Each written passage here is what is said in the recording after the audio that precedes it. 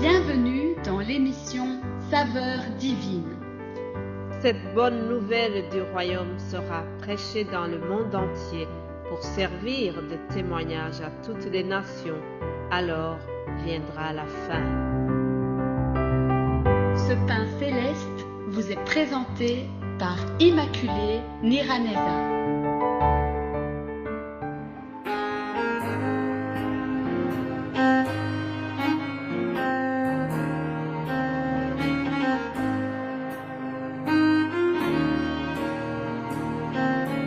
Bienvenue très chers amis qui écoutent cette émission Saveurs divines. Que la paix de Dieu soit avec vous. Je remercie Dieu qui nous a gardés tous. Nous voilà déjà arrivés ce lundi, le 2 mai. L'année avance vite, très chers amis. Nous sommes déjà presque au milieu de l'année. Vraiment, le temps file. Oh, le psaume 90 au verset 12. Nous lisons ceci. Enseigne-nous à bien compter nos jours, afin que nous appliquions notre cœur à la sagesse. Ah, je prie que Dieu nous enseigne à bien compter nos jours. Je prie que Dieu nous apprenne à bien utiliser le temps qu'il nous a donné. La meilleure façon d'utiliser notre temps, c'est de passer le temps à élargir le royaume de Dieu, passer notre temps à nous repentir, passer notre temps à louer le Seigneur, le Créateur du ciel et de la terre. C'est ça qu'il veut de nous. En commençant cette semaine aussi, je voudrais vous lire ce psaume 89, verset 2, qui nous dit « Je chanterai toujours les bontés de l'Éternel, ma bouche fera connaître à jamais ta fidélité. » Alléluia, qu'il est bien de commencer sa journée en déclarant la bonté de Dieu. Oh, il nous rassasie chaque matin de sa bonté, afin que nous soyons toute notre vie dans la joie et que nous ayons la force dans cette marche vers le ciel. Alléluia, chers amis, savez-vous que une de nos missions sur terre, vraiment, c'est ce psaume 89, verset 2. Nous devons toujours célébrer la bonté de l'Éternel. Nous devons toujours célébrer sa fidélité. Alléluia. Bien-aimé qui suit cette émission, je voudrais vraiment que tu commences ce mois de mai en te rappelant une chose, c'est que le désir de Dieu pour nous, c'est que nous puissions chaque matin être rassasiés de sa bonté. Chaque matin, nous devons avoir la joie et l'allégresse qui nous vient du Père Céleste. Alléluia. Il peut arriver que tu es en train de traverser des moments difficiles, mais je voudrais te rassurer.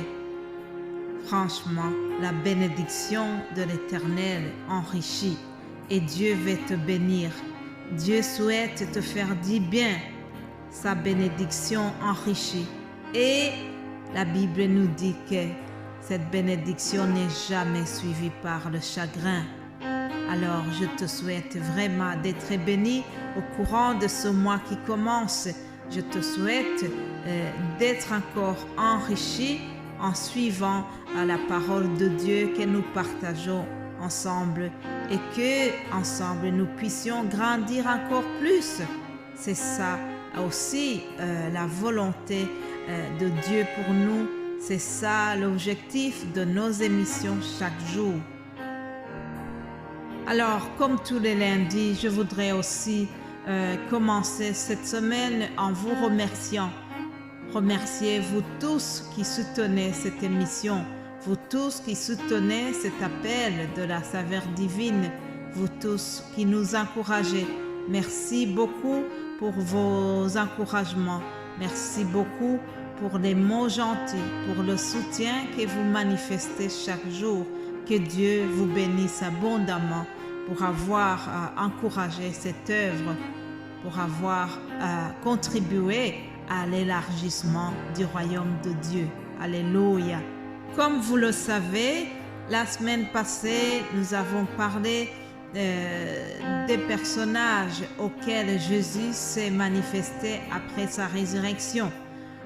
Qui dit résurrection, ça dit aussi la puissance de la vie sur la mort, la puissance de Dieu qui a vaincu la mort. Et cette semaine, nous allons un peu prolonger ce thème puisque nous allons voir les personnes qui sont ressuscitées, les personnes que Jésus-Christ ou les apôtres ont ressuscité en ayant la puissance de Dieu. Bien entendu, ce sont des thèmes qui sont très voisins, qui sont très proches, parce que nous voulons vraiment souligner la puissance de notre Dieu contre la mort. Alors, il se pourrait que pendant cette semaine, tu puisses écouter un des récits de la résurrection, mais en ayant le chagrin d'avoir perdu un être cher. Alors, peut-être tu te dis, est-ce vraiment Dieu est tout puissant? Est-ce que vraiment Dieu est plus fort que la mort? Alors, tu te dis, pourquoi est-ce que moi j'ai perdu un être cher? Pourquoi est-ce que Dieu l'a laissé mourir? Tu peux te poser des questions. Tu peux même arriver à la révolte. Mais si tu es dans un état pareil, je voudrais te répondre comme ça. Dieu est souverain. Dieu est souverain et je vais vous lire quelques versets qui nous montrent la souveraineté de Dieu. C'est lui qui décide. C'est lui qui détient toute la volonté. Lisons Job 42 au verset 2. Il est écrit: « Je reconnais que tu peux tout et que rien ne s'oppose à tes pensées. » Cher ami, si tu as perdu un autre cher, c'est que Dieu l'a décidé ainsi. C'est lui qui détient les jours de notre vie. C'est lui qui détermine combien de jours nous allons vivre. Nous ne pouvons pas s'opposer à ce qu'il a déterminé à l'avance.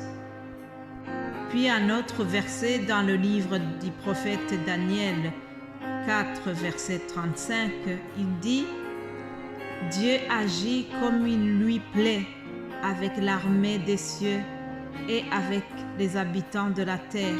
Il n'y a personne qui résiste à sa main et qui lui dise: que fais-tu? » Dieu dit également: « Mes arrêts subsisteront et j'exécuterai toute ma volonté. » Je répète, mes arrêts subsisteront et j'exécuterai toute ma volonté. Donc, Dieu exécute sa volonté. Je ne peux pas m'opposer à cette volonté. Si je perds un être cher, cela ne dit pas que Dieu était incapable de le guérir ou de le sauver. Non, loin de là. Dieu est plus puissant que la mort. Que ce soit dans l'Ancien Testament jusque dans le Nouveau Testament, nous avons plusieurs récits qui nous montrent que Dieu est très puissant, que Dieu est plus puissant que la mort. Il a vaincu la mort, il a ressuscité des personnes et c'est ce que nous verrons pendant cette semaine. Je ne vous donne pas les détails, nous allons voir tout cela la semaine qui est devant nous. Alors je vous souhaite de passer une excellente journée, soyez à l'écoute et je vous souhaite vraiment d'être bénis par tout ce que nous allons partager. Amen.